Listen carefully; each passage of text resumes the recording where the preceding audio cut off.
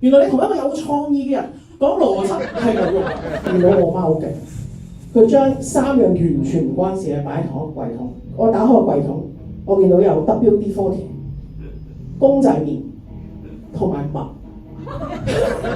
擺喺同一格櫃桶。哇！咩事啊呢格嘢？跟住咧，我諗咗好耐，我咩情況底下會同一時間用呢3樣嘢？我諗咗好耐，咩情況底下我係同一時間需要食公仔麵得着埋一同用 WD-40？我諗唔到。佢會唔會係有可能咧？係想將同一個價錢嘅嘢擺喺同一個櫃桶咧？我合理化唔到佢嘅行為。咁原來你同一個有創意嘅人講邏輯係冇用嘅。於是我就發覺佢將 WD-40、襪同埋公仔麵擺喺櫃桶，喺佢 concept 係冇錯嘅。OK， 因為有創意係唔需要有邏輯噶嘛。OK， 大家最近有冇睇一隻公仔叫 Jellycat 啊？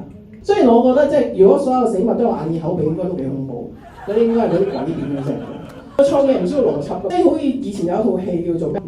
好耐啊嗰套戲叫做《獅子女魔魔衣櫥》。嗱，嗰3樣嘢其實唔需要有關係㗎嘛。冇錯。